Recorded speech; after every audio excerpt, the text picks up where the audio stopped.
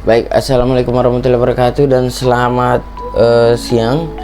Baik, di sini saya Yasil Ananda Burhan dengan NIM D1B1190058 akan menjelaskan mengenai OPT yang mengganggu pada budidaya tanaman sawi hijau beserta teknik pengendaliannya. Baik, yang pertama, sebelum kita mengetahui bagaimana cara teknik pengendalian OPT yang menyerang pada tanaman sawi hijau, ada baiknya terlebih dahulu kita mengenal apa sih OPT itu. Oke. Yang pertama, OPT atau organisme pengganggu tanaman adalah makhluk hidup yang dapat merusak tanaman atau hasil pertanian. OPT bisa berupa serangga, jamur, bakteri, virus, nematoda, dan gulma yang mengganggu pertumbuhan dan produktivitas tanaman. Nah, OPT adalah organisme yang menyebabkan kerugian ekonomi pada tanaman budidaya melalui kerusakan fisik, penurunan kualitas, dan pengurangan hasil panen. Mereka mengganggu kesehatan tanaman dan menyebabkan penyakit atau kematian tanaman.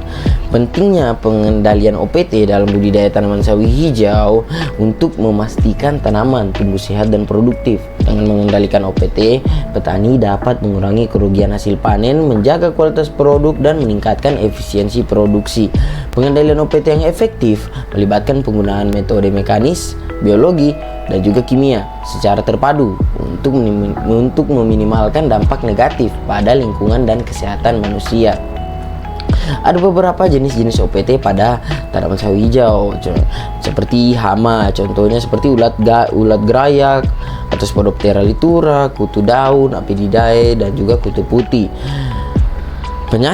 Dan ada juga beberapa penyakit yang menyerang pada tanaman sawi hijau, contohnya penyakit busuk daun atau yang biasa kita kenal dengan Alternaria brassicae. Ada juga penyakit akar gada dan penyakit layobakteri.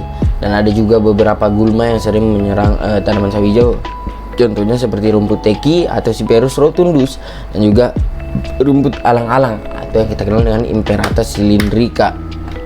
Nah, ada beberapa dampak OPT pada tanaman sawi hijau. Yang pertama, kerusakan fisik pada tanaman.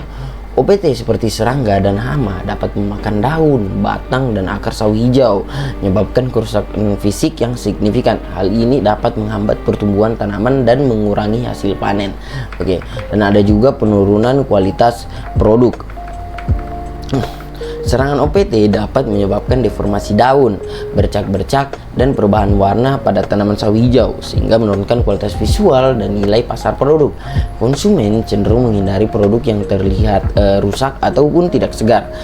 Ada juga penurunan hasil panen. OPT dapat menyebabkan penurunan produktivitas tanaman sawi hijau. Serangan hama dan penyakit dapat mengurangi jumlah daun yang dapat dipanen sehingga mengurangi total hasil panen yang dapat dijual. Ada juga penyebaran penyakit. Beberapa OPT seperti virus dan juga bakteri dapat menyebabkan penyakit tanaman yang menyebar dengan cepat di antara tanaman sawi hijau. Penyakit ini dapat menyebabkan kematian tanaman atau mengurangi kemampuan tanaman untuk tumbuh dengan baik. Dan ada juga dampak peningkatan biaya produksi. Untuk mengendalikan OPT, petani mungkin perlu mengeluarkan biaya tambahan untuk membeli pestisida, peralatan, dan juga tenaga kerja. Ini meningkatkan biaya produksi dan mengurangi margin keuntungan. Dan ada juga dampak kepada lingkungan. Penggunaan pestisida kimia secara berlebihan untuk mengendalikan OPT dapat menyebabkan pencemaran lingkungan, merusak ekosistem lokal, dan membahayakan kesehatan manusia dan hewan. Dan ada juga stres pada tanaman yang diserang oleh OPT sering mengalami stres fisiologis yang dapat mengurangi kemampuan mereka untuk menyerap nutrisi dan air secara efektif.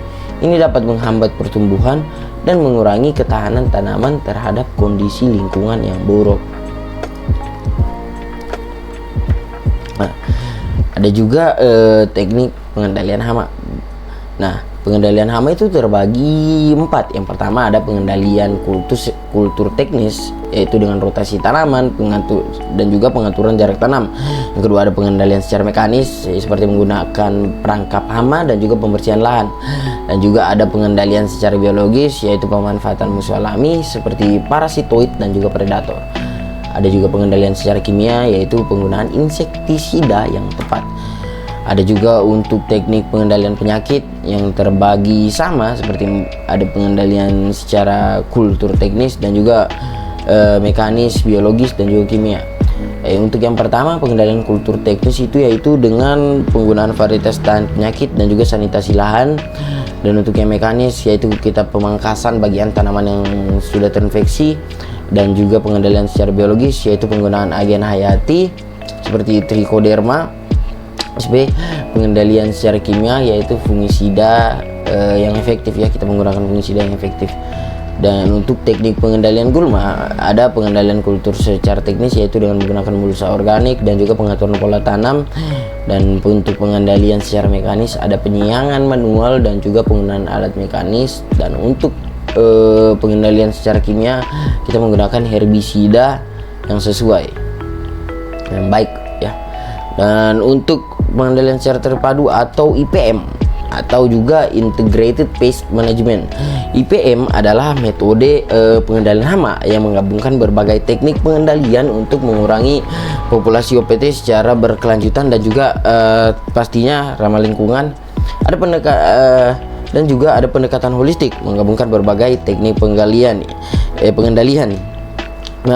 IPM menggabungkan metode biologis dengan menggunakan musuh alami hama dan juga menggunakan metode mekanis seperti perangkap dan penghalang fisik, dengan metode budaya seperti praktik pertanian seperti rotasi tanaman, dengan kimia seperti penggunaan pestisida secara bijak, dan juga ada pemantauan yaitu kita memantau hama secara rutin. Dan ada juga beberapa manfaat dan tantangan dalam implementasi IPM, seperti manfaatnya yaitu karena ramah lingkungan, berkelanjutan, efektif dalam jangka panjang, dan juga meningkatkan keamanan pangan. Tapi ada beberapa tantangan juga seperti membutuhkan pengetahuan dan keterampilan khusus, biaya awal yang lebih tinggi, integrasi metode yang kompleks, dan juga risiko resistensi hama.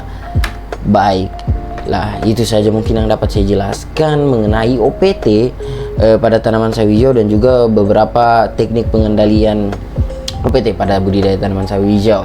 Saya Selana Burhan dengan NIM D1B1190058 mengucapkan banyak terima kasih dan mohon maaf apabila kurang dan lebihnya mohon dimaafkan.